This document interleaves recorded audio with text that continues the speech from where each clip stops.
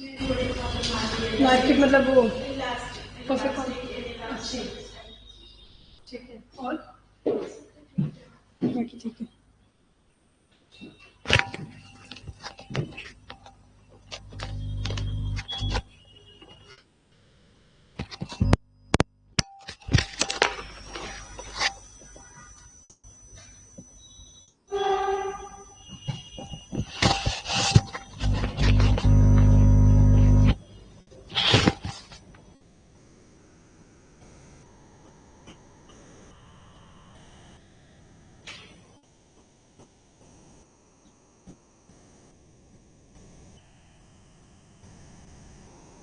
Hello Pritam and अर्चना, दोनों online join कर रहे हैं। I forget my pages.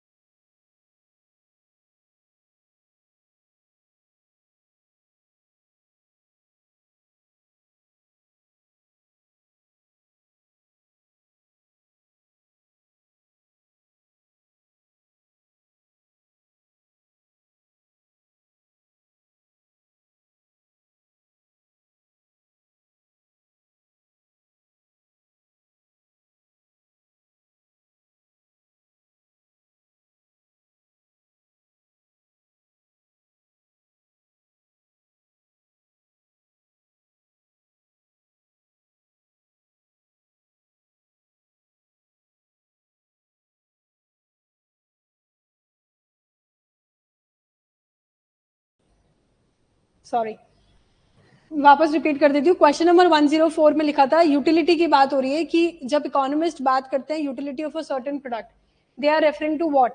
They are referring to satisfaction. हम लोगों ने यूटिलिटी जब पढ़ी थी तब भी हमने यही देखा था कि हम सैटिस्फैक्शन हमें कितनी मिलती है यूटिल्स के टर्म्स में जो मेजर की जाती है in case of cardinal utility approach.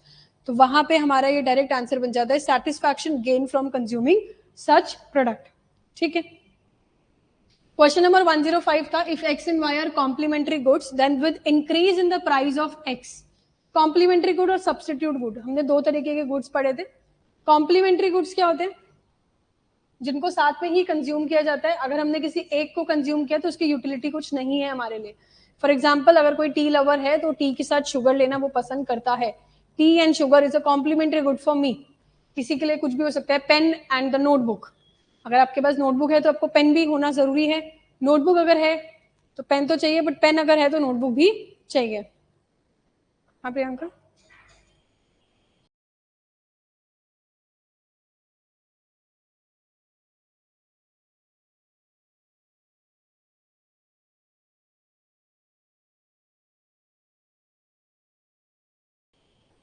ठीक है, तो कॉम्प्लीमेंट्री गुड्स में क्या होगा, जैसे कि अगर हमने लिया टी और शुगर का एग्जांपल, टी और शुगर के केस में अगर मैं आपसे बोल रही हूं, यहां लिखा है increase in the price of X, this is X commodity, this is Y, increase in the price of tea, tea की प्राइस बढ़ी तो हम लोग टी की डिमांड कम कर देंगे क्योंकि हमारे लिए एक्सपेंसिव हो गई है।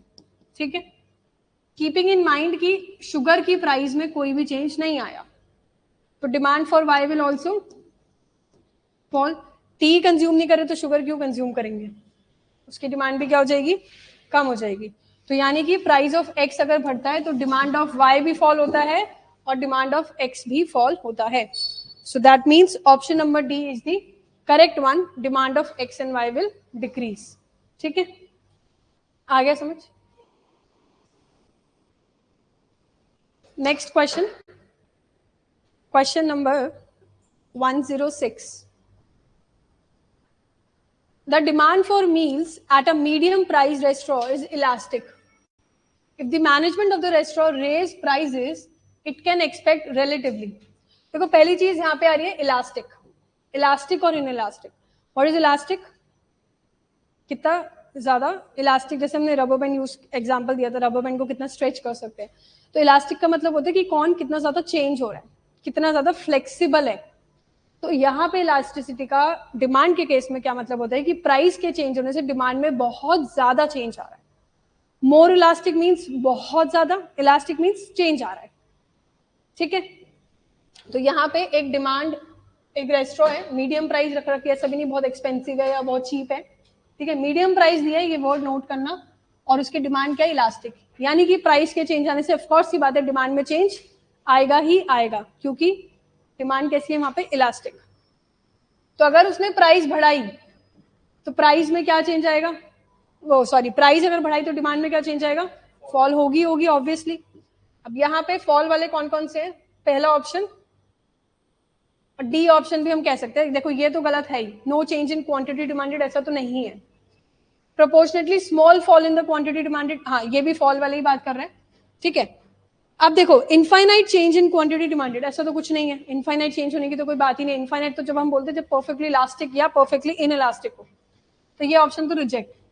अब बात आती है कि लार्जर फॉल है या स्मॉल फॉल है, क्या बताया था, इलास्टिक यानी कि ज्यादा रेट से चेंज आएगा, इनइलास्टिक के चेंज में कम आता है। ठीक है, तो यानी कि proportionately larger fall in quantity demanded. क्या हुआ, नोट्स में वहीं रख के आई थी, आपके बैग में तो नहीं है, हेलो कोई नहीं नोट्स दे जाओ, रमेश सिंह, अरे वो जो हाँ जो उसके पास भी थी ना, प्रियंका के पास में मैंने ऑर्डर की थी, कोई नहीं, नहीं मिल रही तो वो दे दो, कोई बात नहीं,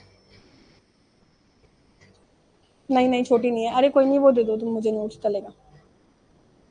हाँ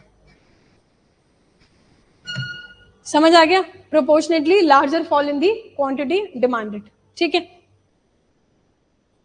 क्वेश्चन नंबर 107 है, the distinction drawn between fixed cost and variable cost is based on, क्या होता है फिक्स्ड कॉस्ट, हाँ जो irrespective of the output produce वो कॉस्ट फिक्स है, देनी ही पड़ेगी। वेरिएबल क्या होता है, विच वेरीज, जैसे जैसे मैंने मान लो मुझे आपको प्रिंट देने हैं, तो ज्यादा बच्चे आएंगे तो ज्यादा प्रिंट करने पड़ेंगे, that is my variable cost. Fix cost क्या है कि क्लासरूम तो खुलेगा ही, लाइट जलेगी लगेगी, वो फिक्स्ड है, I can not do anything, एक बच्चा आए या 100 बच्चे आए। ठीक है, तो फिक्स कॉस्ट और वेरिएबल कॉस्ट में डिफरेंस कैसे बताया जाएगा, ये क्वेश्चन है। अगर हम ऑप्शन डी से स्टार्ट करें, whether the cost do or do not vary with the output produced in the long run, ये बोल रहा है कि दोनों के बीच में डिफरेंस हम इस तरीके से डिफाइन कर सकते हैं कि क्या जो कॉस्ट है वो लॉन्ग रन में वेरी करेगी depending on the output produced और नॉट। ठीक है, तीसरा ऑप्शन कह रहा है कि शॉर्ट रन में, जो लॉन्ग रन का था। दूसरा ऑप्शन और पहला ऑप्शन क्या कह रहा है, वेदर द कॉस्ट डू और do not enter the calculation of total cost, कि क्या वो टोटल कॉस्ट की कैलकुलेशन में ऐड हो रहा है नहीं हो रहा। देखो टोटल कॉस्ट में तो सारा ही होता है, फिक्स भी होता है वेरिएबल भी होता है, तो ये तो ऑप्शन है ही नहीं ऐसा कुछ।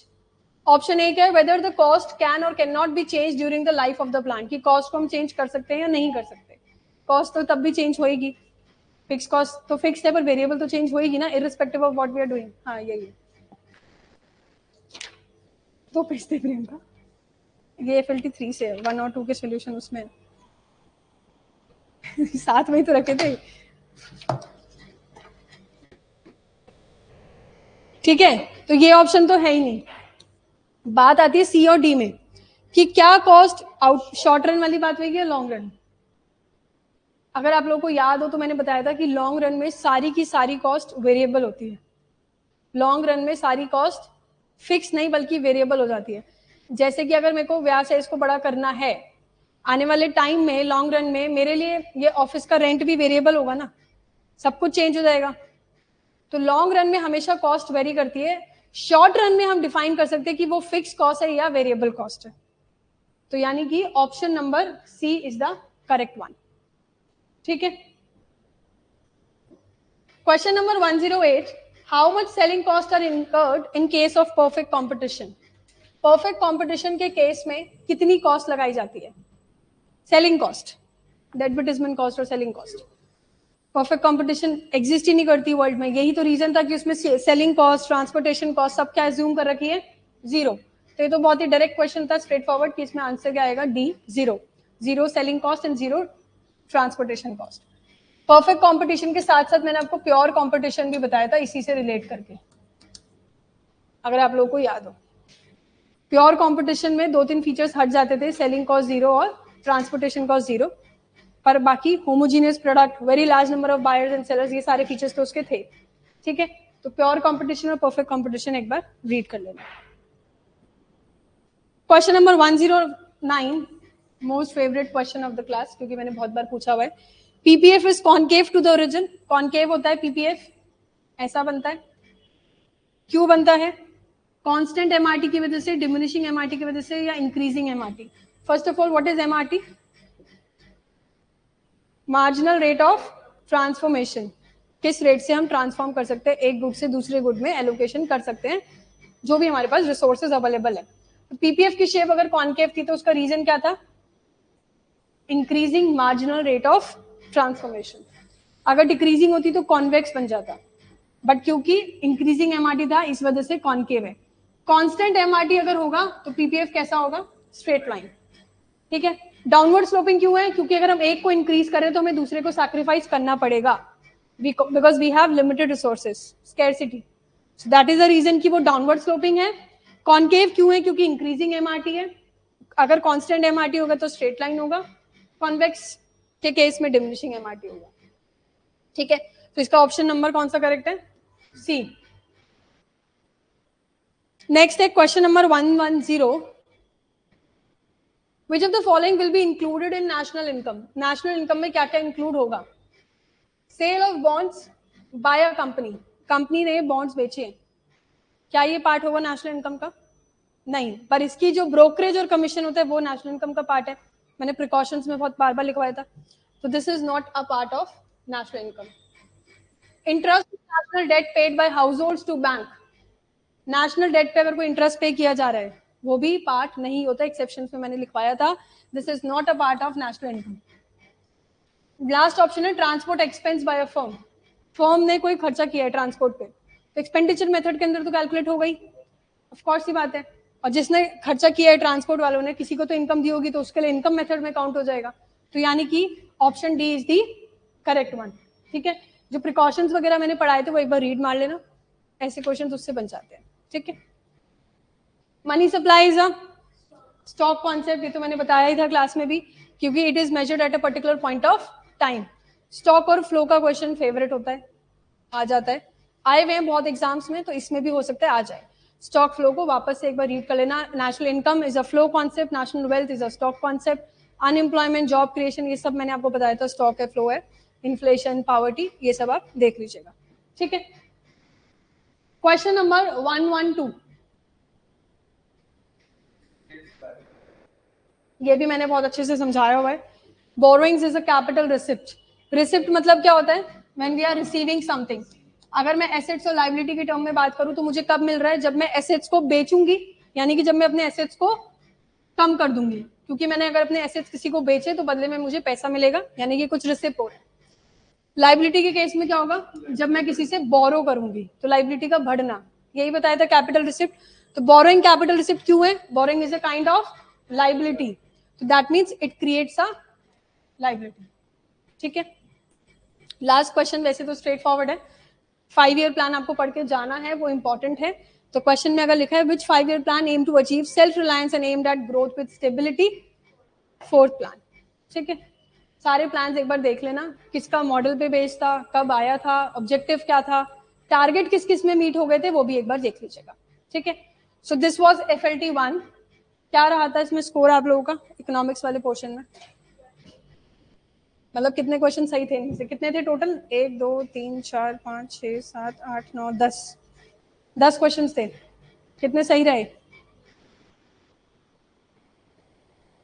10 में से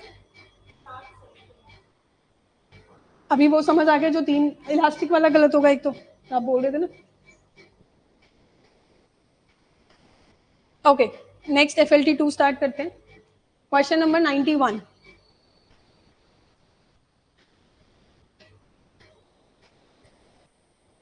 ठीक है. क्वेश्चन नंबर 91 है, if there is no change in the quantity demand to any change in the price, then the demand is perfectly inelastic, but horizontal, yes, vertical. यानी कि आपको पता है यहाँ पे क्वांटिटी डिमांडेड आती है, यहाँ पे प्राइस आती है. ये बोल रहे हैं कि प्राइस में तो चेंज हो रहा है but there is no change in the quantity demanded. यानी कि ये चीज तो फिक्स है, क्वांटिटी डिमांडेड तो फिक्स है, प्राइस में चेंज हो रहा है. प्राइस यहाँ भी हो सकती है, यहाँ भी, यहाँ भी, यहाँ भी, यहाँ भी. तो यानी कि डिमांड हमेशा ये रहेगी irrespective of what the price is. तो ये कौन सा केस बन रहा है?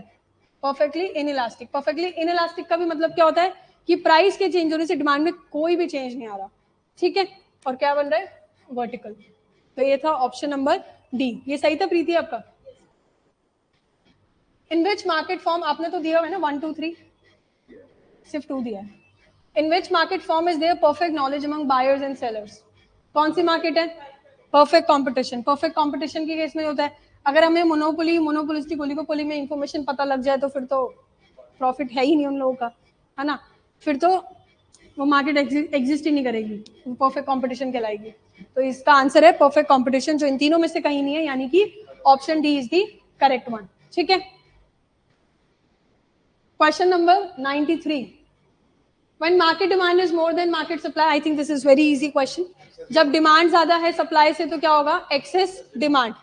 इक्विलिब्रियम लेवल कब होता है? जब demand equals to supply, excess supply. जब सप्लाई ज्यादा होगी डिमांड से, तो यानी कि option C is the correct one. Which of the following is a variable cost for the firm?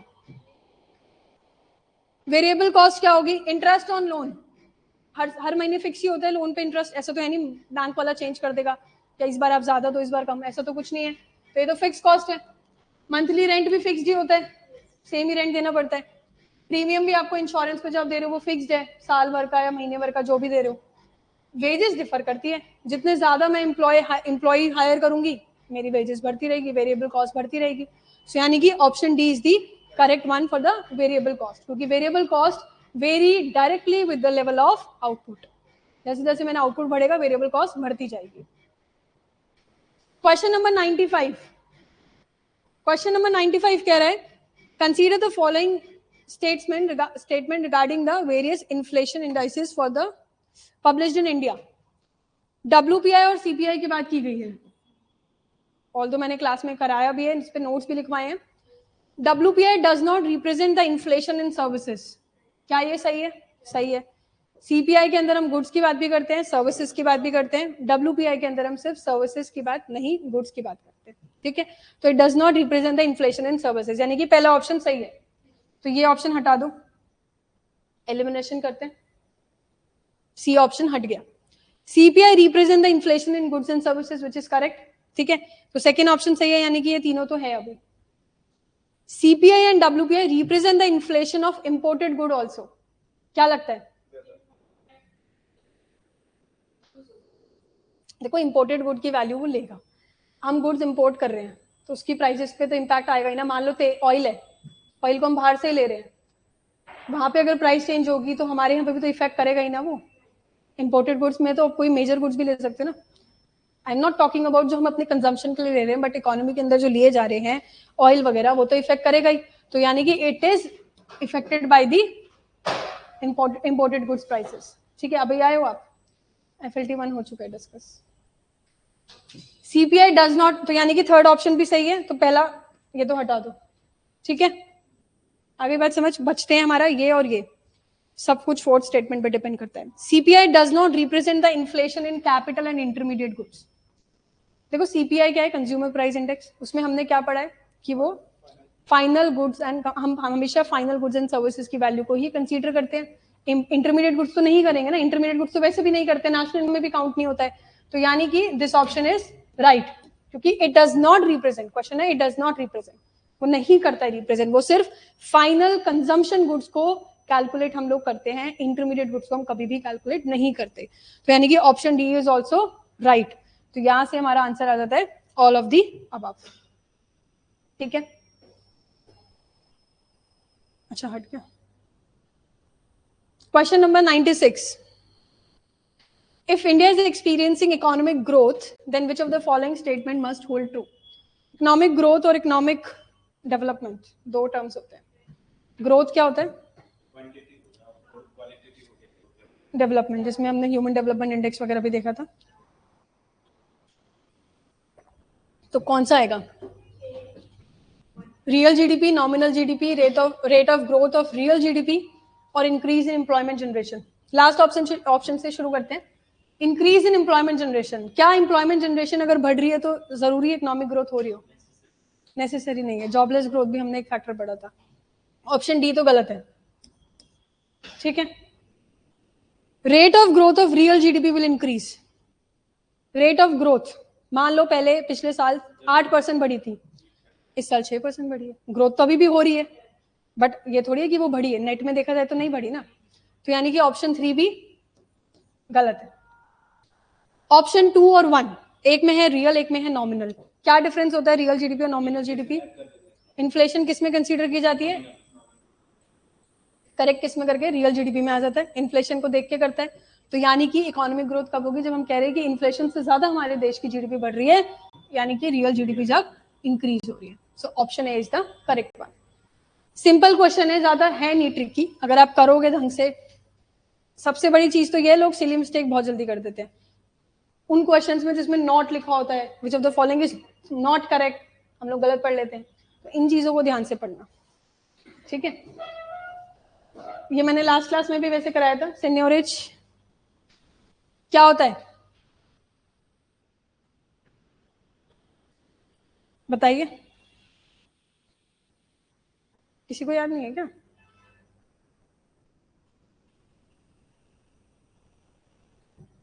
सीनियरेज नहीं पता? बताया तो था मैंने लास्ट क्लास में. Inflation tax. आरबीआई जो पैसा प्रिंट कर रहा है, उस पैसे को प्रिंट करने की वजह से इकोनॉमी के अंदर जो मनी सप्लाई बढ़ रही है, जिसकी वजह से इन्फ्लेशन आ रही है, अल्टीमेटली किसको बियर करनी पड़ती है? वो हम लोगों को, कंज्यूमर को. तो that is a kind of inflation tax on us.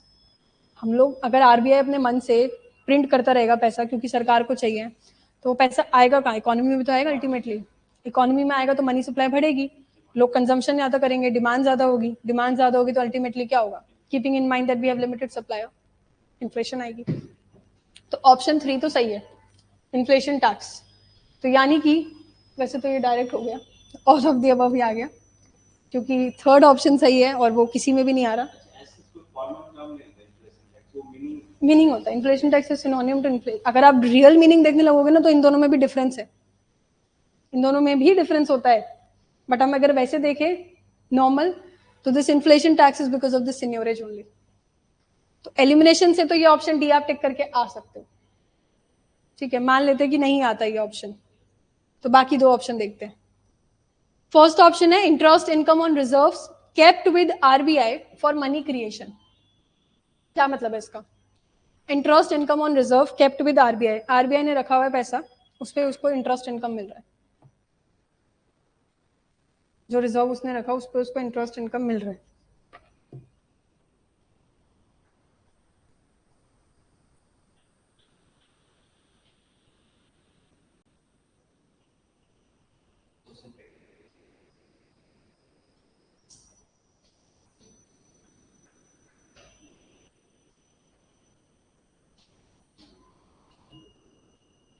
बताओ इंटरेस्ट इनकम क्या होता है? जो भी पैसा आरबीआई रख रहा है, देखो आरबीआई ने पैसा प्रिंट किया है तो वैसे थोड़ी दे देगा सरकार को, बदले में उससे सिक्योरिटी बाय करेगा ना, बाय करेगा तभी तो दे रहा है उसको पैसा। तो जो उसने सिक्योरिटी रखी उस पर जो उसको इंटरेस्ट मिल रहा है, क्योंकि उसने मनी प्रिंट किया था, बदले में सरकार से उसने अपनी गवर्नमेंट सिक्योरिटीज बाय कर ली जो कि उसने रिजर्व के फॉर्म में रख ली, तो जो उससे इंटरेस्ट इनकम मिल रहा है उसको सरकार कुछ ना कुछ देगी। आरबीआई ऐसे प्रिंट नहीं करता पैसा, ठीक है? तो उसके बदले में जो उसको मिल रहा है पैसा, that is the interest income on the reserves which is kept with RBI for money creation. RBI ने जो पैसा क्रिएट किया सरकार के लिए, उस रिजर्व के लिए जो उसको पैसा मिल रहा है from the government of course, that is the interest income. तो ये भी काइंड ऑफ क्या है? सेन्योरेज, क्योंकि उन्होंने प्रिंट करवाया, उसके बदले में उसको जो पैसा मिल रहा है, that is a kind of what? Seigniorage only, ठीक है? ओपन सेल वो करते हैं सिक्योरिटीज वगैरह, सिक्योरिटीज वगैरह रखी, बॉन्ड वगैरह, उस पर जो उसको पैसा मिल रहा है। सीआरआर पे नहीं, सीआरआर पे नहीं देता। सेम है interest accruing from bank balance kept with central bank as interest free balances in order to meet the reserve requirement. हाँ, जैसे सीआरआर वगैरह रखना पड़ता है, बैंक को देना पड़ता है ना आरबीआई को, आरबीआई उस पर कुछ पैसा थोड़ी देता है। सीआरआर पे आरबीआई कोई इंटरेस्ट पैसा नहीं देता है बैंकों को। हाँ, इनडायरेक्ट अर्निंग वो हो गई उसकी, वो पैसा रखने से। सीआरआर पे कोई भी पैसा नहीं देता है, ठीक है? तो interest accruing from bank balance kept with the central bank as the interest free balances, जो वो रख रहा है मिनिमम रिजर्व रिक्वायरमेंट, जो सीआरआर एसएलआर वगैरह, एसएलआर तो खैर खुद ही रखते हैं बैंक, सीआरआर वगैरह जो वो खुद रख रहे हैं सेंट्रल बैंक।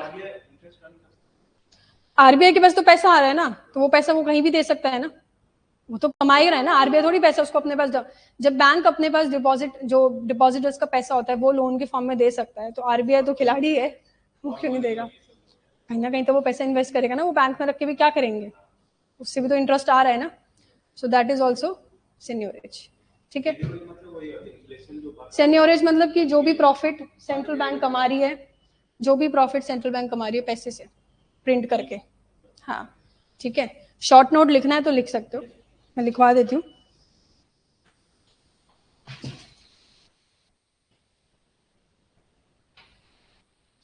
लिखो सेन्योरेज में, profit that the government earns from issuing money, profit that the government, या फिर सेंट्रल बैंक लिख लो,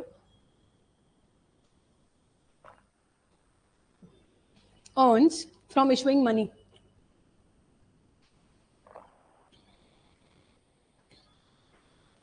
अब जैसे गवर्नमेंट पैसा प्रिंट कर रहे हैं, 100 रुपए का नोट बन रहा है, उसकी कॉस्ट 100 रुपए थोड़ी आती है, 2 रुपए, 3 रुपए, 1.5 रुपए, बाकी का पैसा तो उसको फ्री में मिल रहा है, प्रॉफिट ही तो कमा रहा है।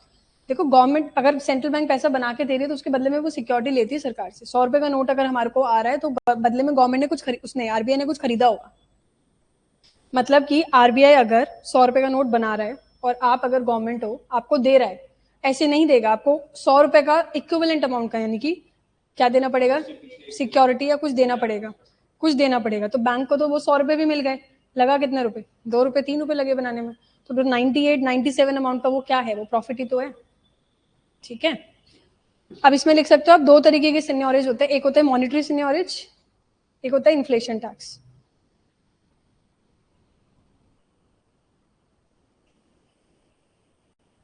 मॉनिटरी सेन्योरेज क्या होता है? जो भी प्रॉफिट बनाया लो प्रिंटिंग से, ठीक है, लो कॉस्ट से। दूसरा, कोई भी इंटरेस्ट कमाना, earning interest on assets like government security. तीसरा, अर्निंग फ्रॉम सीआरआर बैलेंस, क्योंकि बैंक को बदले में कुछ देना, उसको सेंट्रल बैंक को कुछ देना नहीं पड़ रहा, तो वो भी एक हो गया अर्निंग। चौथा हो गया प्रॉफिट ट्रांसफर्ड बाय आरबीआई, कोई भी प्रॉफिट अगर आरबीआई गवर्नमेंट को दे रहा है, क्योंकि शेयर करते हैं दोनों, है ना। और इन्फ्लेशन टैक्स में आपको ऑलरेडी बता चुकी, जब पैसा प्रिंट किया उससे मनी सप्लाई बढ़ी, मनी सप्लाई के बढ़ने की वजह से प्राइसेस बढ़ी और इन्फ्लेशन आ गया, ठीक है? दूसरा आपको पहले से पता है।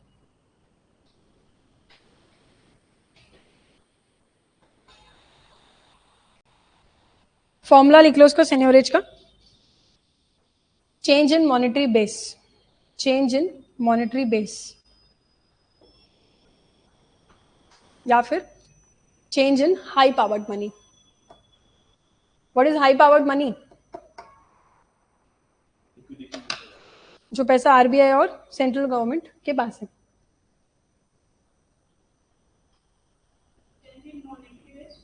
चेंज इन मॉनेटरी बेस और change in high powered money.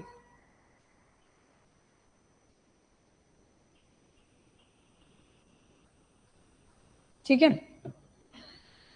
Inflation tax का भी फॉर्मूला होता है वैसे, एक लिखना चाहो तो लिख लो, which is inflation rate into real money balances, जो भी पैसा है पब्लिक के पास. जितना पैसा पब्लिक के पास होगा उसका इन्फ्लेशन टैक्स हो गया. चलिए नेक्स्ट क्वेश्चन है मनी मल्टीप्लायर का.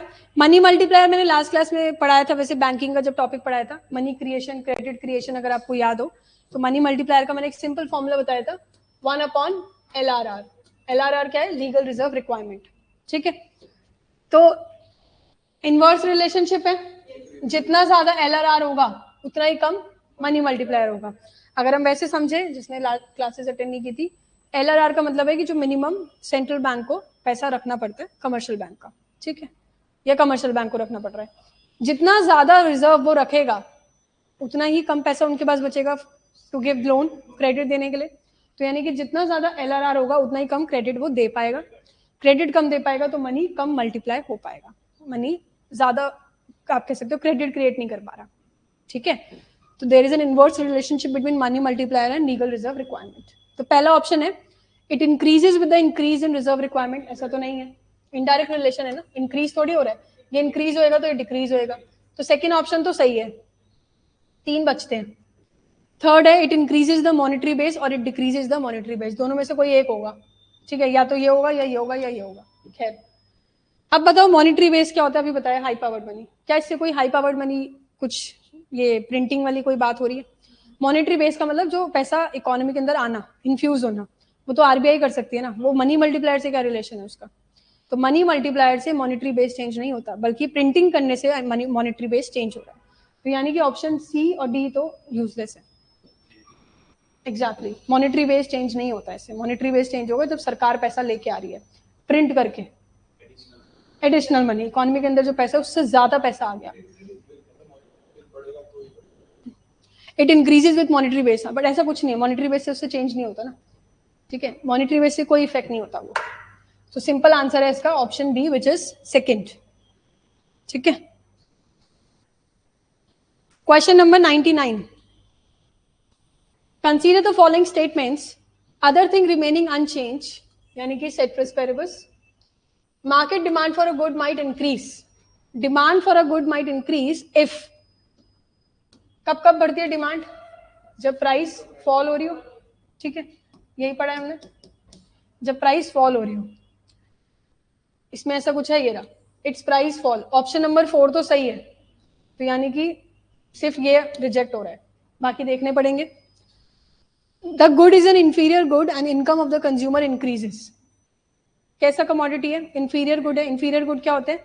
जो हमारे इनकम के बढ़ने से वो गुड इंफीरियर हमारे लिए बन जाता है. मेरी इनकम बढ़ गई तो मेरे लिए इंफीरियर गुड की डिमांड क्या हो जाएगी? कम हो जाएगी. तो ये भी सही है.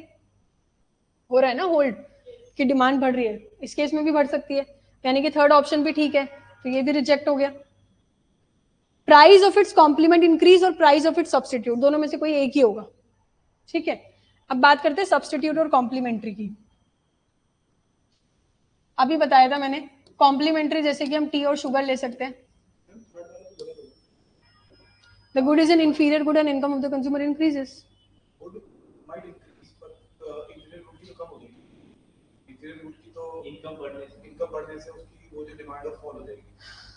The good is an inferior good and income of the consumer increases. हाँ, तो उस पर्टिकुलर गुड की डिमांड फॉलो हो जाएगी. एक सेकेंड. हाँ सही बात है. The good is an inferior good and income of the consumer increases. भाई इंफीरियर गुड की डिमांड तो हम कम कर देंगे. वो बोला मैंने सही, बट इसमें इंटरप्रिटेशन गलत हो गया ना. तो थर्ड ऑप्शन भी गलत है. तो थर्ड ऑप्शन ही रिजेक्ट हो गया. तो सीधा 1 और 4 ही बचता है. ठीक है. 4 हमने वैसे भी करेक्ट किया ही है. एक बार देख लेते हैं फिर भी. टी शुगर और सब्सटीट्यूट क्या होता है? कि मैंने टी को कॉफी के साथ रिप्लेस कर दिया, ठीक है। प्राइस ऑफ टी बढ़ी, दोनों केस में ले रहे हैं। टी की प्राइस बढ़ने से टी की डिमांड क्या हो जाएगी, फॉल। सेम यहां पे भी होगा। कीपिंग इन माइंड कि शुगर की प्राइस में कोई चेंज नहीं आया और कॉफी की प्राइस में भी कोई चेंज नहीं आया। जब मैंने टी पीना ही बंद कर दी तो शुगर लेके क्या करूंगी, कार पेट्रोल देख लो। जब कार महंगी होगी, मैंने कार ही नहीं ली, तो पेट्रोल लेके क्या करूंगी। सिंपल सी बात है, उसकी डिमांड भी क्या हो जाएगी, फॉल, शुगर की, ठीक है। तो यहाँ पे क्या हुआ, दोनों की फॉल हो गई व्हेन प्राइस इज राइजिंग, यानी कि इनवर्स रिलेशनशिप, ठीक है। टी की प्राइस बढ़ गई, टी की डिमांड कम कर दी, सब्स्टिट्यूट गुड है तो मैं दूसरा ले लूंगी। पेन महंगा हो गया तो पेंसिल ले ली, तो यानी कि demand for coffee will rise. तो यहाँ पे कैसा रिलेशन है, पॉजिटिव, क्योंकि बढ़ने से बढ़ी है, ठीक है। तो यहाँ पे क्या पूछ रहे हैं, डिमांड कब बढ़ेगी, जब price of substitute goods increase. Demand यहाँ बढ़ रही है ना, कब, जब प्राइस ऑफ सब्स्टिट्यूट इंक्रीज या फिर प्राइस ऑफ कॉम्प्लीमेंट्री फॉल होती। तो ये अगर फॉल होती तो ये बढ़ जाता ना, इनवर्स रिलेशनशिप है। तो यहाँ पे अगर डिक्रीज होता तो ये सही हो जाता, बट क्योंकि यहाँ इंक्रीज है तो ये गलत है, और ऑप्शन ए और 4 सही है। आ गया समझ। कॉम्प्लीमेंट मतलब जो दोनों साथ में चलते हैं, जैसे कि आप पेन और नोटबुक, पेन लेके आओगे तो कोई मतलब नहीं, और नोटबुक लेके आओगे तो कोई मतलब नहीं, साथ में चाहिए। उसकी यूटिलिटी तब है जब मैं साथ में कंज्यूम कर रही हूँ। अगर ये पेन है तो इसके लिए मुझे ये होना जरूरी है, नहीं मैं इससे क्या करूंगी, है ना, नहीं तो ये यूजलेस है। सब्स्टिट्यूट होता है कि इसकी जगह पेन नहीं मिला तो यार पेंसिल से लिख लूंगा, ब्लू पेन नहीं चल ब्लैक पेन दे दे, समझ रहे हो, सब्स्टिट्यूट कर सकते हो आप। नेक्स्ट क्वेश्चन है, how many of the following are consider synonymous with Washington consensus. मैंने पढ़ाया था वॉशिंगटन, बीजिंग और सैंटियागो कंसेंसस, ठीक है। क्या था वॉशिंगटन कंसेंसस में, globalisation, new liberalism, market fundamentalism. क्या था वॉशिंगटन कंसेंसस, क्या था, जो मार्केट ओरिएंटेड है, प्राइवेटाइज, एलपीजी वाला हमने पढ़ा था, एलपीजी की तरफ ज्यादा फोकस करता है, ठीक है। और वो जो आपका सेकंड वाला था बीजिंग कंसेंसस, जो चाइना की पॉलिसी पे बेस्ड था, जो स्टेट ओरिएंटेड है। और एक लास्ट हमने पढ़ा था सैंटियागो कंसेंसस, उसमें क्या था, वो लैटिन अमेरिका में आया था, भूल गए। इसमें एक लाइन लिख लो,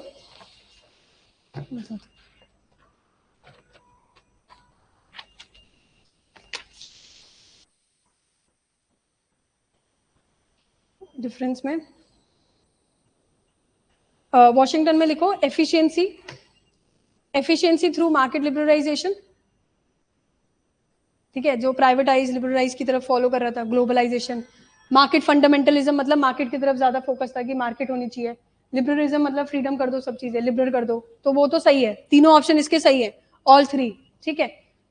बीजिंग कंसेंसस क्या कहते हैं, स्टेट ओरिएंटेड, तो लिखो growth through state guided, growth through state guided industrialisation and gradual reforms.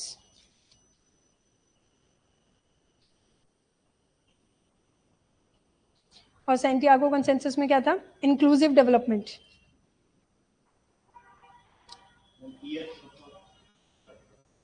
ये सैंटियागो कंसेंसस था आपका mid 1980s।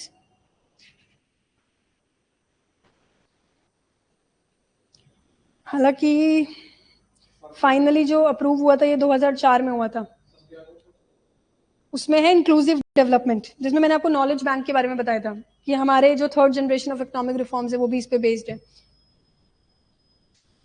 Social economic development कि ना सिर्फ देश की जीडीपी और ये सब, बल्कि हमें सोशल इकोनॉमिक फैक्टर्स पे भी ध्यान देना चाहिए। वॉशिंगटन कंसेंसस आपका आया था नहीं 1980s है, काम नहीं है वैसे, मेन तो ये याद कर लो, ठीक है। पोस्ट वॉशिंगटन कंसेंसस, हाँ पोस्ट वाला भी है। इसमें ना मैं आपको वो भी लिखवा देती हूँ, दोनों में डिफरेंस देखो। वॉशिंगटन कंसेंसस बोलता था मार्केट फर्स्ट, पोस्ट वॉशिंगटन वाला बोलता था मार्केट प्लस स्टेट बैलेंस, दोनों की चीजों, ठीक है, market plus state balance. Washington के अंदर गवर्नमेंट को बहुत कम कर दिया था, government is minimal, privatisation, deregulation, liberalisation पे फॉलो किया गया।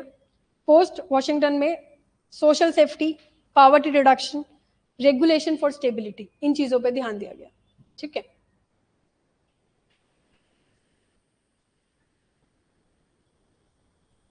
मार्केट प्लस स्टेट बैलेंस दोनों, मतलब दोनों हो गए ना, मिक्स्ड वाला। चलिए, यहाँ पे आपका ये वाला एफएलटी खत्म। 2 थर्ड की बात करते हैं।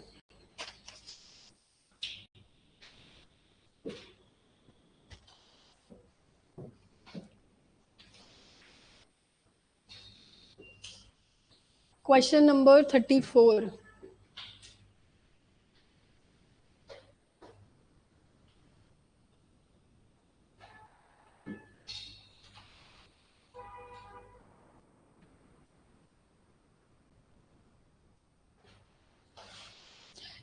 क्वेश्चन गलत था, उसको हटा देना। ठीक है, वो जीडीपी के ऊपर था थी, आई थिंक। हाँ, जीडीपी। तो जीडीपी वैसे होता क्या है? Gross domestic product, value of final goods and services which are produced in domestic territory within a period. ठीक है, एक साल की जब हम बात करें, फाइनल याद रखना, विद इन अ पीरियड याद रखना, और टेरिटरी। डोमेस्टिक है तो डोमेस्टिक, डोमेस्टिक प्रोडक्ट और नेशनल प्रोडक्ट में डिफरेंस पता ही होगा, मैंने लिखवाया था ना, एनीवेयर, एनीवन। क्या होता है domestic territory? Goods which are produced within the territory by anyone. ठीक है, और वो क्या था national product? Goods which are produced by anyone, anywhere, goods which are produced anywhere but by normal resident of the country. ठीक है, question number 35, a country is going through a phase of industrialization, which of the following statements are correct? Industrialisation हो रहा है, कौन से statement सही है? Industrialisation मतलब we are moving towards capital intensive product rather than labour intensive product. ठीक है, capital to labour ratio increases, capital to labour ratio increases. ये कब कब बढ़ सकता है? जब कैपिटल बढ़ेगा या फिर लेबर फॉल होगा। तो ठीक है, इंडस्ट्रियलाइजेशन कैपिटल बढ़ना ही होता है, this is right. Productivity of labour increases, अगर इंडस्ट्रियलाइजेशन की तरफ जाएंगे हम, कैपिटल इंटेंसिव गुड पे जाएंगे, तो लेबर की प्रोडक्टिविटी तो बढ़ेगी ना। पहले जो एक ही चीज बनाने में 8-8 घंटे लग रहे थे, अब मशीन के थ्रू हम 2 घंटे में बना पा रहे हैं, तो एफिशिएंसी तो आएगी, प्रोडक्टिविटी बढ़ेगी। Total factor productivity, total factor मतलब सबकी प्रोडक्टिविटी बढ़ गई, लेबर की भी बढ़ गई, कैपिटल की भी बढ़ गई, एंटरप्रेन्योर, वो जितने भी हमारे फैक्टर्स ऑफ प्रोडक्शन है, लैंड की भी बढ़ गई, दैट इज राइट। तो यानी कि option D is the correct one. Next question, CPI rural urban और सीपीआई कंबाइन था, मैंने इस पे लिखवाया भी था आपको कि कौन इसको, इसका डेटा पब्लिश करता है, एनएसओ ही था। ठीक है, बेस ईयर भी बताया था, 2011-12 चल रहा है। रिवाइज की बात चल रही है, कौन सी कमेटी थी वो भी मैंने बताई थी, कौन सी थी? चेक कर लेना एक बार, करंट अफेयर्स में मैंने लिखवाई थी। ठीक है, it is release for all India and for the states on monthly basis, this is also right. Monthly basis पे हर स्टेट के लिए, हर यूनियन टेरिटरीज के लिए निकाली जाती है।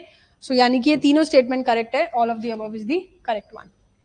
ठीक है, इनमें ना वेटेज वगैरह लिखवाई थी मैंने आपको, आप भी एक बार देख लेना डब्ल्यूपीआई सीपीआई में जो वेटेज किस किस हिसाब से दी गई है, फ्यूल को, फूड को, हाईएस्ट वैसे फूड को दी गई है इन केस ऑफ सीपीआई, तो इसको थोड़ा वेटेज देख लेना आप इसका। ये सेम क्वेश्चन है, रिपीट हो गया था। Question number 38, what is the which of the following will be the impact of rupee depreciation? Depreciation of currency क्या होता है? मान लो पहले $1 का था, कितना हो गया $1? बढ़ गया 60, 70, 80 वॉट एवर, रुपी 60 हो गया। This is what depreciation of currency is. इस केस में एक्सपोर्ट बढ़ेगा या इंपोर्ट बढ़ेगा? एक्सपोर्ट बढ़ेगा, क्योंकि सेम डॉलर से फॉरेनर्स जो है पहले 50 रुपए का सामान खरीद पा रहे थे, अब कितने का खरीद पा रहे हैं? 60 रुपए का, उनके लिए तो फायदा है, तो एक्सपोर्ट्स तो बढ़ेंगे। बट हमारे लिए महंगा हो गया, पहले मुझे $1 का सामान खरीदने के लिए मुझे 50 रुपए देने पड़ रहे थे, बट आज मुझे 60 रुपए देने पड़ रहे हैं, तो मैं क्यों लूंगी? इंपोर्ट फॉल कर दूंगी। ऑप्शन क्या क्या है? Exports will become more competitive, exporters will fetch more dollar for the same amount of goods exported, demand for domestic goods and services will increase, domestic goods and services की demand तो बढ़ रही है ना, export बढ़ रहा है।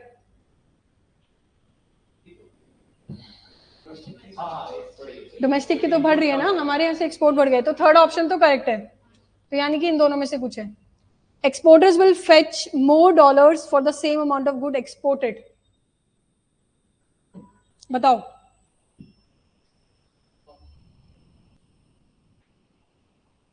कैसे? जो एक्सपोर्टर हैं उनको ज्यादा डॉलर्स मिलेंगे सेम अमाउंट ऑफ गुड्स के लिए। डॉलर तो सेम ही मिल रहा है ना, नहीं है ना ऐसा तो। और ये स्टेटमेंट तो आपने बता ही दिया कि एक्सपोर्ट्स मोर कॉम्पिटिटिव है। 1 and 3 ऑप्शन सी, ठीक है।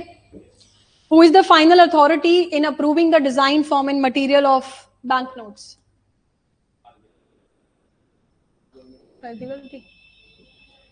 Central government. देखो डिजाइन की बात हो रही है कि कौन सा उसमें नोट में किसका फोटो लगेगा, क्या है, वो ये नहीं बोल रहा कि कितने नोट प्रिंट करने हैं। इशू कौन करता है notes? RBI. Except ₹1 note and coins, वो कौन करता है? Ministry of finance. But material क्या होगा, डिजाइन कैसी होगी, फॉर्म कैसा होगा उसका, वो सब तो भाई सेंट्रल गवर्नमेंट डिसाइड करेगी ना। ये तो वैसी वाली चीजें हो गई आपकी कि किसकी फोटो आएगी, ये सब तो सरकार ही डिसाइड करेगी, किसी और की लगा दी आरबीआई ने तो ये सब काम किसको दिया जाता है? सरकार को, सेंट्रल गवर्नमेंट को, ठीक है। यहाँ पे बच्चे गलती करते हैं, वो पढ़ के क्या रहे तो इतना इजी क्वेश्चन है, हाँ ठीक है। तो इसलिए क्वेश्चन में सिली मिस्टेक नहीं करनी, क्वेश्चन को ढंग से पढ़ लो। In case of perfect competition, price is determined at perfect competition के केस में क्या होता है? Very large number of buyers and sellers. Equilibrium price कौन डिसाइड करता है? फर्म्स और इंडस्ट्री। यहाँ पे फर्म्स और इंडस्ट्री अलग अलग है या एक है? वेरी गुड, फर्म्स और इंडस्ट्री एक ही तो होती है। यहाँ पे very large number of buyers and sellers है, होमोजीनियस प्रोडक्ट है, तो मार्केट में एक सेलर कैसे डिसाइड कर सकते हैं कि मैं ये प्राइस रखूंगा? एक फर्म कैसे डिसाइड कर सकती है?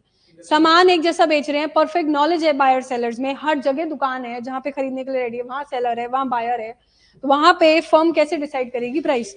इंडस्ट्री डिसाइड करेगी। तो जो फर्म्स है वो सब एक ही हो जाती है। In case of perfect competition, firm and industry is one and the same thing. वो फर्म्स अलग अलग, देखो फर्म्स जब होती है ना, हम कहते हैं ये फर्म अलग बेच रही है, फर्म सब कुछ सेम ही तो बेच रही है, सब सेम प्राइस पे दे रही है। एग्जिस्ट ही नहीं करती, पहली बात रजिस्टर तो करने की बात ही नहीं है, एग्जिस्ट ही नहीं करती ऐसी मार्केट, क्योंकि यहाँ पे वो है बहुत सारी वो लगा रखी है ना, कौन कौन सी? Selling cost zero, transportation zero, perfect knowledge among buyers and sellers, ऐसा पॉसिबल ही नहीं है रियल वर्ल्ड में। तो रजिस्ट्रेशन की तो बात ही मत करो, वो एग्जिस्ट ही नहीं करती है पहले। तो firms and industry are one and the same thing in case of perfect competition, मैंने बताया भी था पढ़ाते समय। तो यानी कि firms and industry are both what? Price maker as well as price taker, ठीक है। प्राइस वही बना रहे हैं, वही ले रहे हैं। तो यहाँ पे क्या होगा? इक्विलिब्रियम प्राइस किसका निकलेगा? इंडस्ट्री का। फर्म आएगा ही नहीं ना, नहीं फर्म नहीं कर सकते आप, they are one and the same, but firm छोटा पार्ट है, इंडस्ट्री बड़ा कॉम्पोजिशन है। मोनोपोली के केस में आप क्या कह सकते हो? फर्म डिसाइड करेगी, इंडस्ट्री थोड़ी है कोई, उसमें तो वैसे भी खैर फर्म एक है। मोनोपोली के उसके मोनोपोलिस्टिक के केस में क्या होगा? मोनोपोलिस्टिक के केस में फर्म डिसाइड करेगी, क्योंकि अपने अपने मन से वो सेट कर सकती है। वहां इंडस्ट्री अलग चीज हो जाएगी, वहां फर्म अलग चीज हो जाएगी। तो अगर यहाँ मोनोपोलिस्टिक होगा या कोई और मार्केट होगी, तब आप ये बोलोगे कि equivalent price of the firm, firm अपने हिसाब से डिसाइड करेगी यार मैं ये सेम जैकेट 200 रुपए की बेचूंगा, दूसरा ब्रांड कह रहा है मैं 250 की बेच रहा हूँ, उनकी मर्जी, वो अपना प्रोडक्ट डिफरेंशिएट करेंगे थ्रू एडवर्टाइजमेंट और वट एवर। बट यहाँ तो कुछ एग्जिस्ट ही नहीं करता ना, तो यहाँ पे it is one and the same thing, यानी कि equilibrium price of the industry.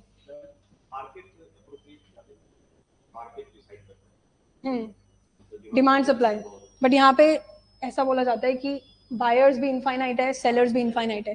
मैं यहाँ खड़ी हूँ तो यहाँ पे बेचने वाला भी खड़ा है और खरीदने वाला भी पड़ा, यहाँ पे भी खड़ी हूँ, यहाँ खरीदने वाला भी है, बेचने वाला भी है, एग्जिस्ट ही नहीं करता। तो उस केस में तो हाँ, उस केस में तो फर्म इंडस्ट्री सब एक ही है, ठीक है। तो यहाँ पे आ गया आपका ऑप्शन नंबर बी 40 का। Question number 41, with increase in the price of burger by 22%, its demand fall by 25%. Price में कितना चेंज आया? 22% से बढ़ी है और डिमांड 25% से गिर गई, मोर देन। तो यानी कि डिमांड कैसी हुई? इलास्टिक, ठीक है। यूनिटरी कब होता? जब सेम रेट से होता। परफेक्टली इलास्टिक क्या होता? इनफाइनाइट चेंज, जीरो, ले ही नहीं रहे लोग, समझ लो, बिल्कुल ही एकदम इनफाइनाइट केस चला गया। इन इलास्टिक तो है ही नहीं इसमें, इन इलास्टिक होता है जब प्राइस के चेंज होने से डिमांड में चेंज नहीं आता, बट यहाँ आ रहा है। तो यानी कि option A is the correct one. Perfectly elastic का मतलब क्या होता है? अभी इससे पहले मैंने बताया ना FLT1 में क्या होता है परफेक्टली इलास्टिक, हॉरिजॉन्टल या वो वर्टिकल? वर्टिकल। परफेक्टली इलास्टिक का मतलब है बहुत ज्यादा इलास्टिक है, प्राइस के जरा से चेंज आने से डिमांड में बहुत तेजी से चेंज आ रहा है, हॉरिजॉन्टल होगा भाई। प्राइस के चेंज आने से डिमांड में बहुत तेजी से चेंज आ रहा है तो वो हॉरिजॉन्टल बन जाता है। Question number 42, an indifference curve is best described as a series of points which show, indifference curve कैसा होता है? convex to origin बताया था मैंने, but PPC concave to origin. This is because of decreasing MRS, marginal rate of substitution decrease होने की वजह से ये कैसा होता है? convex to origin.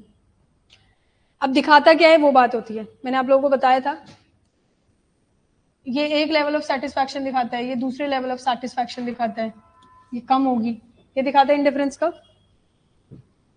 So combination of to commodities which give the consumer same satisfaction. 100 रुपए वाले नोट का एग्जांपल दिया था, 100 रुपए के मैं खुले कराने गई हूँ, 10 के 10 दे दो या 20 के 5 दे दो, आई एम इंडिफरेंट, मेरी सेटिस्फैक्शन सेम है, खुले दे दो बस, समझ रहे हो?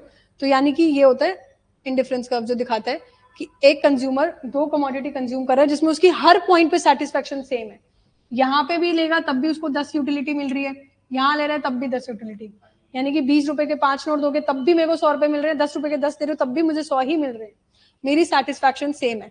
तो ऑप्शन ए इसका डायरेक्टली करेक्ट है।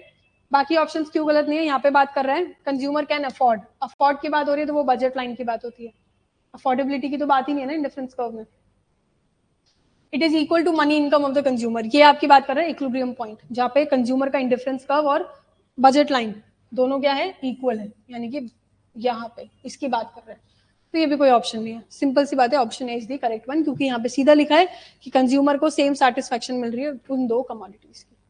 ठीक है, okay.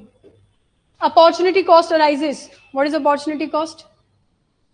Cost of next best alternative foregone, जो हमने दूसरा ऑप्शन छोड़ दिया, तो वो कब ऑप्शन होगा? जब दो या दो से ज्यादा ऑल्टरनेटिव, अब एक ही चीज है उसमें, तो अपॉर्चुनिटी कॉस्ट क्या है?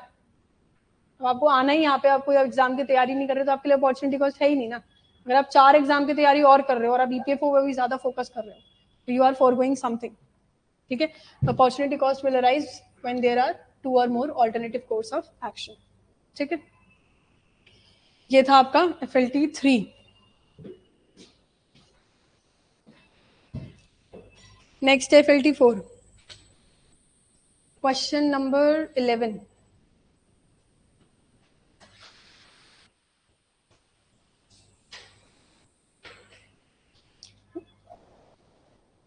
प्रीति ने तो दिया नहीं ना?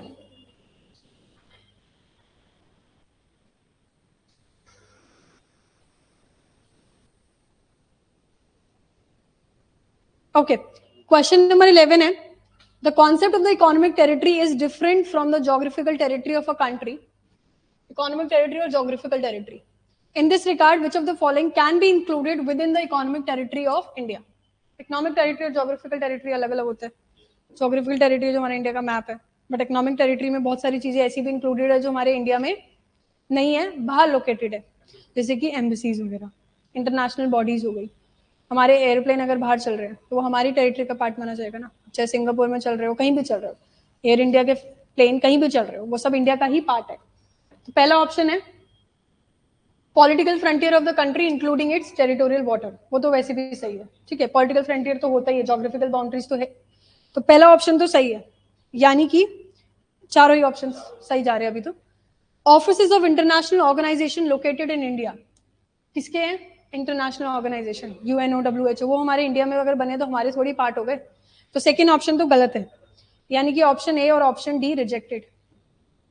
तीसरा है fishing vessels operated by the resident of the country in the international water. International water में किया जा रहा है ऑपरेट, बट कौन ऑपरेट कर रहे हैं? रेजिडेंट। क्या ये है? होना चाहिए। Military establishment of other countries located in India, दूसरी कंट्री के मिलिट्री स्टैब्लिशमेंट, वो तो नहीं है। फोर्थ ऑप्शन तो रिजेक्ट, फोर्थ ऑप्शन रिजेक्ट किया, तो हमारा ऑप्शन बचता है सी, विच इज ऑप्शन सी। कभी भी किसी भी ऑप्शन में कंफ्यूजन हो तो एक बार ट्राई कर लिया करो, एलिमिनेशन काम कर जाए, ठीक है, काम कर जाता है। तो फिशिंग वेसल्स का तो खैर वो मैंने बताया, फिशिंग वेसल्स हो गए, नेचुरल गैस के रिग्स वगैरह जो होते हैं हमारे, कॉन्सुलेट्स हो गए, मिलिट्री हो गए, ये मिलिट्री स्टैब्लिशमेंट हो गए, एम्बेसीज हो गई, बाहर भी हो तब भी वो इंडिया की टेरिटरी का पार्ट है, अगर वो इंडिया की है तो इंडिया की टेरिटरी का पार्ट है। बताए तो थे मैंने आपको, बैंक्स ऑफिसेज वगैरह के क्वेश्चन करे थे, वो रीड करना।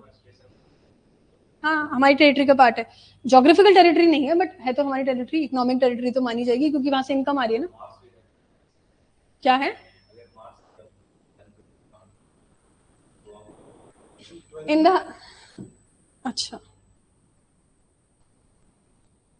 which of the following is a part of crucial part of the capital receipt in a government budget?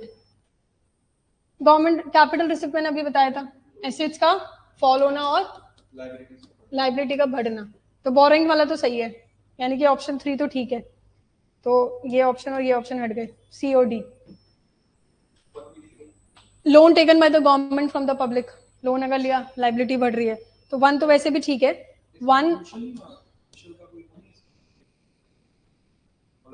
देखो मेजर ये है ही, लोन और बोरिंग्स तो क्रूशल ही आते हैं फिस्कल डेफिसिट के अंदर कहीं ना कहीं, पीएसयू डिसइन्वेस्टमेंट भी होता है, ये क्रूशल पार्टी है सारे, डिसइन्वेस्टमेंट अगर आपने कर दी तो पैसा ही तो आ रहा है उससे। तो 1, 3 और 4 यानी कि ऑप्शन नंबर बी, 1, 3 एंड 4, ठीक है। इसके बाद है क्वेश्चन नंबर 12, हाँ 13। In the Indian context, which of the following can be considered as an immediate effect owing to an increase in foreign exchange rate? वही फॉरेन एक्सचेंज रेट बढ़ गया, मतलब वही रुपी डेप्रिशिएट कर गया, तो क्या क्या होगा? ये तो है ही, डिमांड फॉर इम्पोर्ट्स अभी पढ़ा था, एक्सपोर्ट का बढ़ना और इम्पोर्ट का फॉल होना होता है ना। Rise in the price of foreign exchange will reduce the demand for imports, तो ये तो पहला ही ऑप्शन आपका सही हो गया, ये B option. FDI flows into India will stop, ऐसा तो नहीं है, बल्कि एक्सपोर्ट तो बढ़ रहा है, एग्जैक्ट, और बढ़ भी रहा है वैसे भी।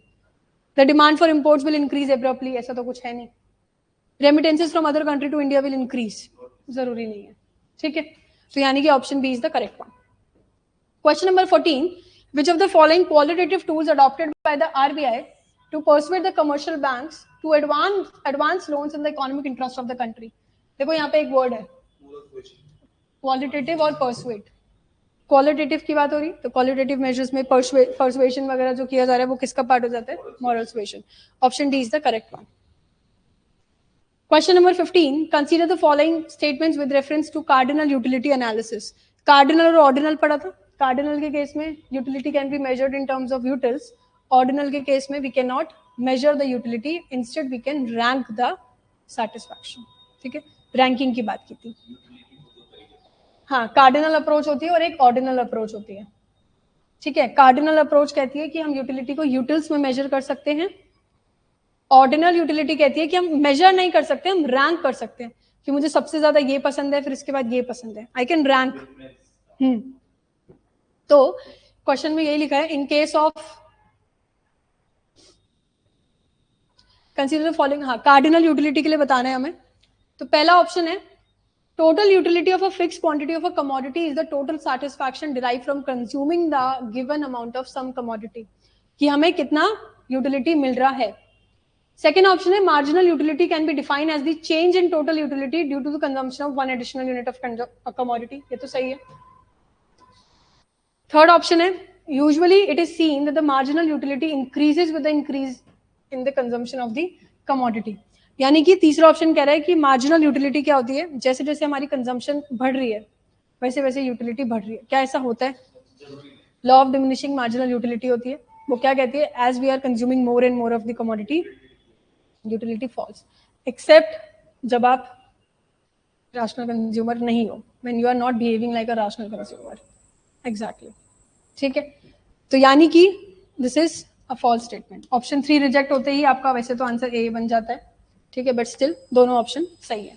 Marginal utility is the change in the utility due to consuming one more unit, and total utility is the total satisfaction which we are deriving from consuming a commodity, ठीक है। Question number 16, Which of the following parameters are used in order to calculate HDI? सबको पता है, life expectancy at birth, standard of living and mean year of schooling. तो यानी कि option 1, 3 and 4, तो option B is the right one. ठीक है, gender equality इसमें नहीं आता. In context of the Indian economy, the term twin deficit is associated with which of the following? Twin deficit क्या होता है? करंट अकाउंट में भी डेफिसिट है प्लस फिजिकल डेफिसिट भी है. तो this is a straight forward question. आता होगा तो लोग कर देंगे. कई बच्चे करके आए हैं physical deficit with revenue deficit. वो एक ही बात हो जाती है, उसका एक्सटेंशन वो होता है. तो हमेशा ध्यान रखना, कैपिटल अकाउंट में भी अगर डेफिसिट है और फिजिकल डेफिसिट भी है तो it is twin deficit. Option number C. हाँ मतलब करंट ही बोला, वो हो गया सी ऑप्शन. ठीक है. With reference to centrally plan economy. Centrally plan economy मतलब मार्केट इकोनॉमी की बात हो गई, स्टेट इकोनॉमी की बात हो गई. स्टेट इकोनॉमी की बात हो गई. In the centrally plan economy, big industrialist plan and organise all the significant prospect. ये तो नहीं है, ये तो मार्केट इकोनॉमी हो जाती है. In this type of economy, अच्छा ऑप्शन 2 1 रिजेक्ट हो जाता है तो पहला ऑप्शन हट गया. और इसमें कैसे दे रखे ऑप्शन, पहला और डी ऑप्शन हट गया. ठीक है. In this type of economy, the central authority strives to achieve a particular allocation of resources and a consequent distribution of the final combination of goods and services. वो तो है ही, allocation of resources is the ultimate objective of the economy. So second option तो सही है, यानी कि B और C दोनों ही बनते हैं अभी भी. Third option है, under this economic system, only government and its enterprise can produce the goods or services in the country. Extreme statement भी बोल सकते हो, प्लस ये बोल रहा है कि गवर्नमेंट और एंटरप्राइज प्रोड्यूस कर सकते हैं. प्रोड्यूस की तो बात ही नहीं हो रही, गवर्नमेंट किसी और से भी तो करवा सकती है. प्लानिंग करने की बात हो रही है, प्रोडक्शन की बात नहीं हो रही है. सरकार सारा काम खुद थोड़ी कर रही है, अभी भी वो दे रही है. This is extreme statement because of the produce and only word. So this option is wrong, यानी कि option B is the correct one. ठीक है. टैक्स इवेजन पहले भी बताया हुआ है, टैक्स से भागना. ठीक है. It is the process of concealing the origins of money obtained illegally by passing it through a complex sequence of banking, transfer, or commercial transactions. It is the act of withholding assets for the purpose of theft of such assets. It is an illegal action in which a person or entity deliberately avoids paying a true tax liability. It is the artful and knowledgeable filing and reporting of income and write-offs. C option. Tax evasion मतलब tax से भागना. Withholding it is an illegal action. Illegal तो है ही. In which a person or entity deliberately avoids paying a true tax liability, जो उसको देना चाहिए. Illegal है, टैक्स इवेजन इलीगल ही तो है. हाँ, और टैक्स शेल्टर वगैरह भी मैंने आपको बताया है, और एक और टैक्स हेवन भी बताया है. बहुत सारे टर्म्स होते हैं. टैक्स हेवन, टैक्स अवॉइडेंस, हाँ टैक्स अवॉइडेंस, टैक्स शेल्टर, सारे टर्म्स है, इसको रीड करना. टैक्स इवेजन का मतलब ये है इलीगली, बताया तो था. टैक्स शेल्टर में इलीगल भी हो सकता है और लीगल भी हो सकता है. वो तो है ही, बट ठीक है, जा ही रहे हैं लोग बाहर, वो कुछ कर नहीं सकते. हाँ ठीक है. So option C is the correct one. Beveridge curve भी मैंने हालांकि क्लास में पढ़ाया हुआ है. Beveridge curve is related to unemployment.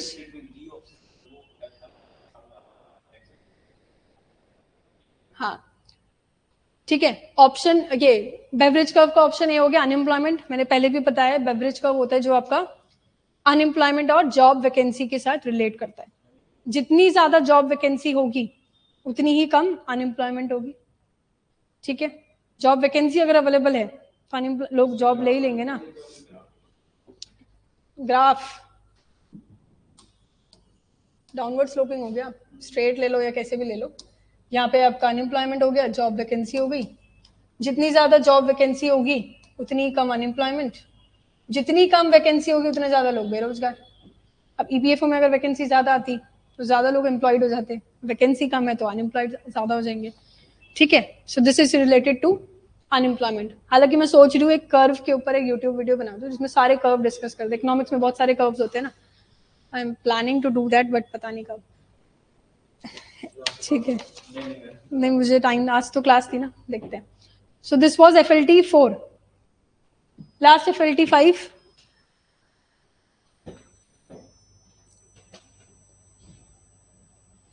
Question number 38. If price elasticity of demand for a commodity is less than unity, elasticity कैसी है? Less than 1. A decrease in the price would result in,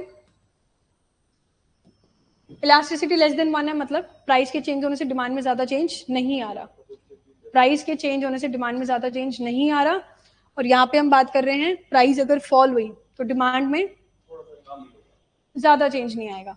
हालांकि price के fall होने से demand क्या होती है, increase होती है, तो मतलब कि बढ़ेगी, हो सकता है ज्यादा ना बढ़े, proportionately less increase in the quantity demanded. Option A is the correct one. Greater than 1 में ज्यादा होगा, more increase. अगर equals to 1 है that means constant है। हाँ, जितनी ज्यादा इलास्टिक डिमांड है उतना ज्यादा आप लोग इलास्टिक हो ना प्राइस के चेंज होने से। एक क्वेश्चन आया हुआ था पीवाईक्यू में ट्रांसपोर्टेशन वाला, transportation plays a key role in economic system something करके, एंड क्या पूछा हुआ था उसमें कि कौन सा हाईली इलास्टिक डिमांड है किस ट्रांसपोर्टेशन मोड की, air, railway, water and road. नहीं ना, रोड तो तब भी यूज करोगे ना, कहाँ भाग जाओगे। वाटर हम यूज करते नहीं है, रेलवे में वैसे भी सारे कोचेस की सबकी प्राइसेस अलग होती है, उसमें कोई खास फर्क तो पड़ेगा नहीं, आप सोचोगे ओ भाई सस्ती हो गई तो चल वो कर। एयर में होता है ना, थोड़ी सी भी प्राइस कम होती है हम सोचते हैं रेलवे से चल एयर ले लेते हैं, सस्ती है फ्लाइट, समझ रहे हो। तो हमारा वो क्वेश्चन पीवाईक्यू का इसके तरह ही आया था। विच of the following is true about PPC, production possibility का। पीपीसी के बारे में मैंने अभी बताया कि वो कॉन्केव शेप होता है बिकॉज ऑफ इंक्रीजिंग एमओसी, नहीं, सेम लेवल ऑफ सेटिस्फैक्शन होता है आईसी, इंडिफरेंस कर्व जो अभी बताया। सेटिस्फैक्शन की बात नहीं हो रही ना, प्रोडक्शन की बात हो रही है ना यहाँ, वो इंडिफरेंस कर्व था। देखो हमेशा ध्यान रखो, indifference curve is convex to origin and it is because of decreasing MRS, marginal rate of substitution, या कंज्यूमर की बात हो रही है। But when we are talking about PPC, we are talking about production, and it is because of increasing MOC, that is why it is concave shape. ठीक है, तो पहला ऑप्शन तो गलत है क्योंकि उसमें लिखा है same level of satisfaction. Satisfaction तो आईसी की बात होती है ना, marginal opportunity cost. Third option है it shows the various combination of two goods which economy can produce with a given budget. Budget की तो कोई बात ही नहीं, इकोनॉमी प्रोड्यूस कर सकती है। It shows various combination of goods which economy can produce with in a given time, that is not right. Main होता है यहाँ पे रिसोर्स और टेक्नोलॉजी की। इकोनॉमी के अंदर हम कितने गुड्स एंड सर्विसेज प्रोड्यूस कर सकते हैं with the given amount of resources and technology which we have, this is what PPC curve shows. Option B is the correct one.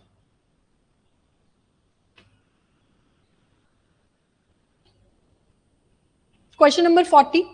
Consumer get maximum variety of goods under perfect competition में तो नहीं है, कैसे, उसमें तो homogeneous है, variety की बात हो रही है ना। परफेक्ट कंपटीशन में तो एक जैसे गुड्स होते हैं, मैंने आपको बोला, वैरायटी की बात हो रही है।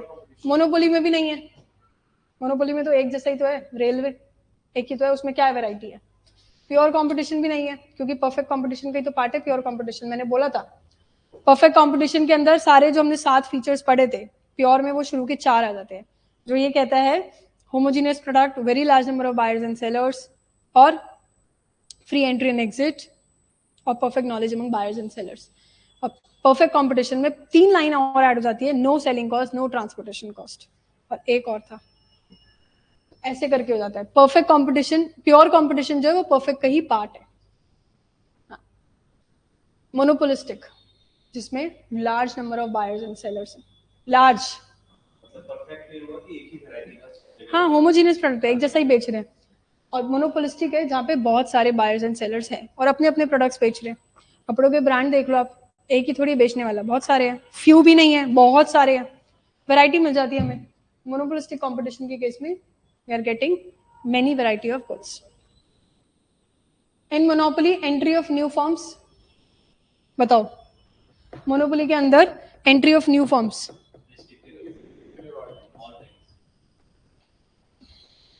ऐसा किसने बोला आपको? नेचुरल मोनोपोली भी मैंने पढ़ाया था एक बार। देखो मोनोपोली में आया जा सकता है बट फर्म आ नहीं पाती है। क्यों नहीं आ पाती है? क्योंकि बहुत ज्यादा कॉस्ट लगती है। मैंने आपको बताया था, एक एग्जांपल भी दिया था, रेलवे है, रेलवे में आने को तो बहुत सारी फर्म्स आ सकती है ना, बट नहीं आ पाती है क्योंकि कौन ट्रैक लगाएगा, कितनी कॉस्ट बियर करनी पड़ेगी। तो वो रेलवे मोनोपोली से नेचुरल मोनोपोली बन गया बिकॉज उसमें कोई एंटर करना नहीं पसंद कर सकता। बट मोनोपोली सिर्फ रेलवे नहीं है। अगर मैं बात करूं इलेक्ट्रिसिटी की, बीएसईएस, और भी तो आ रहे हैं ना।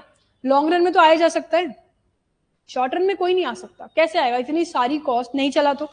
लॉन्ग रन में तो ओवर द टाइम हमेशा सरकार मना नहीं करती मोनोपोली बनाने के लिए, वो सरकार इसलिए मना करती है क्योंकि तुम कॉस्ट बियर नहीं कर पाओगे, बट आने वाले टाइम में लॉन्ग रन में तो कोई फर्म एंटर कर ही सकती है। धीरे धीरे क्या पता वो मोनोपोली बन जाए कोई एक ऐसा प्रोडक्ट। आज भी मार्केट में वो जो प्रोडक्ट है, कोई तो एक ऐसा प्रोडक्ट होगा जो आगे वाले टाइम में इकलौता ऐसा बन जाए मोनोपोली, फिर बाद में उसके वो आ जाए firms. It can be possible only in the long run, इसलिए स्टेटमेंट देखो पॉसिबल की बात कर रहा है, और रिस्ट्रिक्टेड एट ऑल टाइम ऐसा कुछ नहीं है, कोई रिस्ट्रिक्शन नहीं दी सरकार ने, बस यही तो बोला है कि अब ये करा लेना आप रजिस्ट्रेशन वगैरह जो हो गया। कैसे बात हो गई? पहला ऑप्शन बोल रहा है कि रिस्ट्रिक्टेड ही है। हाँ, डी नहीं किया। Option C is the correct one कि लॉन्ग रन में पॉसिबल है, पॉसिबल है। Dash refers to the difference between export and import of visible items. Balance of payment के अंदर क्या आ जाता है? Visible items, invisible items, unilateral transfers and capital transfer, सब आ जाता है। बट बैलेंस ऑफ ट्रेड जो सिर्फ किसकी बात करता है? विजिबल आइटम यानी कि गुड्स की बात करता है। तो option B is the correct one. बहुत सारे बच्चे सी करके भी आए होंगे और बहुत सारे ए भी करके आए होंगे। क्या करा है? मैं कह रही हूँ ना, सी और ए करके आए होंगे, बट बैलेंस ऑफ ट्रेड में सिर्फ विजिबल की बात होती है। लास्ट क्वेश्चन जो बहुत सारे बच्चों को आई थिंक डाउट भी है, if the budgetary deficit of the government is 25,000 crores and the borrowings and the other liabilities are 7,000 crores, then how much will be the fiscal deficit? एक बच्चा कह रहा था 25, एक कह रहा था ग्रुप में 7,000, आंसर की में दे रखा है 32,000, आयुष कह रहा है 18,000। वाओ, क्या आंसर आएगा? 32,000 crore which is 25,000 plus 7,000। Physical deficit basically वो डेफिसिट होता है जो सरकार ने नहीं चुकाया, जो डेट बन गया, which is also the budgetary deficit. जो भी पैसा सरकार नहीं दे पाया, डेफिसिट बन गया, तो बजट के अंदर जो डेफिसिट आया वो पैसा भी, प्लस उसने कुछ बोरिंग्स भी किए, तो 7,000 करोड़ भी जुड़ जाएगा। बजटरी डेफिसिट का पार्ट नहीं है। बोरिंग्स में ध्यान रखना, बजटरी डेफिसिट में हम लोग रेवेन्यू एक्सपेंडिचर तो इंक्लूड करते हैं, कैपिटल वाला इंक्लूड नहीं हुआ होता। कैपिटल रिसिप्ट आप कह सकते हैं इंक्लूड नहीं होता, कैपिटल रिसिप्ट अलग से करना पड़ेगा। अब जिसको लग रहा था 7,000 करोड़ है, सिर्फ 7,000 करोड़ अगर है कि बोरिंग्स उन्होंने 7,000 करोड़ किया, तो फिर ये बजटरी डेफिसिट क्या है? ये भी तो पार्ट होगा। फिस्कल डेफिसिट होता है सारा का सारा खर्चा जो सरकार ने लोन बना लिया या कर्जा है उसके ऊपर सारा, तो 7,000 करोड़ तो वैसे भी नहीं है। 25,000 करोड़ क्यों नहीं है? 25,000 करोड़ है, प्लस उसने एक्स्ट्रा बोरिंग्स भी तो कर रखी है। अगर नहीं करी होती तो वो उसमें डाल देते ना, extra borings and other liabilities जिसमें नहीं आई होगी वो भी जुड़ेगी। और आपने क्या 18,000, 18,000 तो वैसे भी नहीं होगी।